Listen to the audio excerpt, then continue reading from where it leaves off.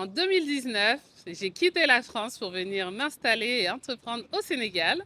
Je m'appelle Aminata Fati, je suis cofondatrice de Demet.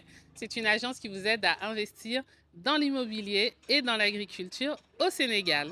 Sur cette chaîne, je parle de repatriation, je parle d'investissement, je parle d'entrepreneuriat, je parle d'Afrique d'une manière générale. Donc si toutes ces thématiques vous intéressent, abonnez-vous. On me demande souvent pourquoi j'ai choisi le Sénégal, parce que si vous le savez, si vous me suivez depuis quelques années, vous savez que je ne suis pas sénégalaise d'origine. Je suis une Fati, mais pas une Fati de Casamance. Je suis une Fati de Gambie. Mon père est gambien, ma mère est gambienne, née en Gambie, mais elle a grandi au Mali. Donc pour ma part, c'est surtout le Mali que je connais, où je suis allée pour la première fois quand j'avais 5 ans. Donc je comprends le Bambara, même si je ne le parle pas très bien. Avec ma mère, on communique Bambara français. Comme beaucoup d'afro-descendants d'ailleurs, et c'est assez rigolo des fois quand je rencontre des gens et qu'on partage cette expérience. Donc, je ne suis pas une sénégalaise de souche, on va dire. Et jusqu'à mes 35 ans, en 2019, je n'avais jamais vécu en Afrique, puisque je suis née en France et que j'ai grandi en France et que j'ai fait toute ma vie en France. J'ai eu mon premier enfant en France. Mais cette envie d'Afrique, elle était là quand même depuis très longtemps. Je pense depuis l'adolescence, j'ai nourri ce fantasme de l'Afrique à travers les lectures.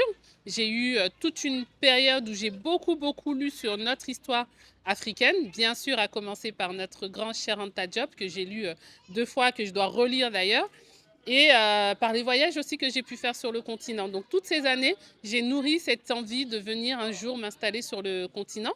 Et c'est depuis 2013-2014 que j'ai sérieusement envisagé de m'installer sur le continent, où là j'ai commencé à me demander concrètement comment je vais faire pour m'installer. Donc la première idée, c'était que j'aille m'installer au Mali, puisque ma mère est malienne et que voilà, j'ai toute une partie de ma famille au Mali, du côté maternel. Donc j'ai eu des approches quand même, hein, déjà sur 2 années à la suite, sur 2 années consécutives. Je suis allée au Mali, réseauter, rencontrer du monde, essayer de mettre en place des partenariats, des business, mais ça ne tenait pas, ça ne marchait pas. Donc j'ai compris que bon, à distance, ça allait être compliqué. Quand j'ai découvert la Gambie pour la première fois en 2018, début 2018, j'ai eu un coup de cœur. Parce que forcément, ce sont mes origines, donc je pense qu'il s'est passé quelque chose de très émotionnel. Et je me suis dit, bah, tiens, je vais venir m'installer en Gambie. Mais au fur et à mesure que je préparais mon installation, j'ai senti à un moment donné que non, c'était peut-être pas l'idéal, c'était peut-être pas la bonne destination, notamment par rapport à la langue, parce que moi je suis francophone et la Gambie c'est anglophone. Et puis bon, voilà, j'avais des petits signes qui me montraient que bon, c'était pas trop ça. Donc je me suis écoutée et j'ai laissé tomber. Par contre, c'est en 2019 que vraiment là, de façon très radicale, j'ai démissionné, j'ai pris un aller simple pour le Sénégal, pour ma fille et moi. Et donc, j'ai choisi le Sénégal parce que c'est l'Afrique de l'Ouest. Il y a une proximité. Bien sûr que bah, moi, mes parents ne sont pas sénégalais, mais j'ai des oncles et des tantes qui sont sénégalais, etc. Donc, ce n'est pas non plus l'inconnu. J'étais déjà venue en séjour touristique. Donc, j'aimais bien le Sénégal. Et puis, il y avait vraiment une facilité aussi, je pense, administrative à venir. Pas besoin de visa, par exemple. C'est un pays francophone aussi. C'est un pays qui, en matière d'investissement et entrepreneuriat, a quand même fait pas mal de choses pour faciliter, par exemple, la création d'entreprises. Donc, je trouvais que c'était bien. À côté du Mali, à côté de la Gambie, je me suis dit, c'est parfait, je pourrais me promener en Afrique de l'Ouest assez facilement. Donc voilà, bon, c'est vrai que je n'avais pas de famille sur place, mais pour moi, ça n'a pas été un frein. De la même façon que je ne parlais pas Wolof, mais pareil, j'ai pas eu trop peur de ça. Et en plus, en avion, on est à côté. Hein.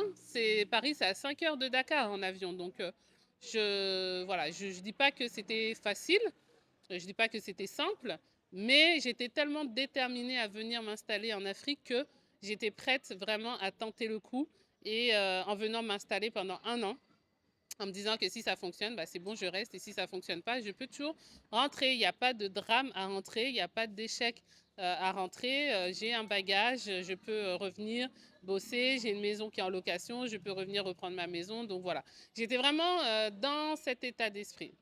Et depuis que je suis là, depuis 2019, j'ai vraiment la sensation que Dieu voulait que je sois là.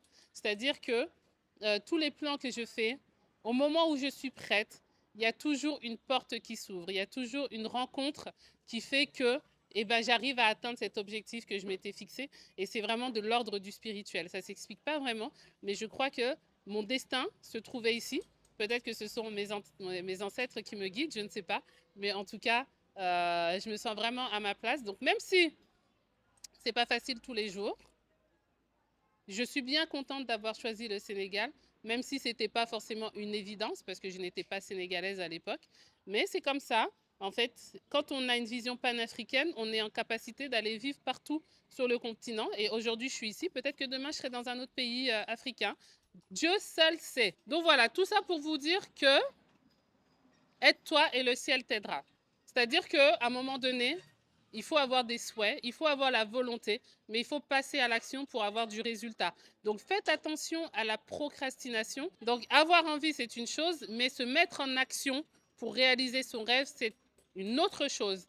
Et je vous encourage, même si je ne vous cache pas que c'est difficile, en particulier la première année, mais faites-le. Que vous soyez sénégalais de souche ou que vous ne soyez pas sénégalais de souche, venez réaliser votre rêve sur le continent. En tout cas, le Sénégal, c'est un beau pays, c'est le pays de la Teranga. Donc, venez vous repatrier, les ancêtres vous appellent. Et pour ceux qui sont déjà sur le continent, ceux qui sont déjà au Sénégal, dites-moi pour vous comment ça s'est passé, pourquoi vous avez choisi le Sénégal et est-ce que votre expérience de repatriation se passe bien. Je veux tout savoir dans les commentaires. Donc en attendant de vous lire, je vous donne rendez-vous sur les réseaux sociaux, sur Instagram, sur Facebook, bien sûr. Sur notre site internet, inscrivez-vous à la newsletter et bien sûr, vous vous abonnez, vous activez les notifications sur YouTube. À bientôt!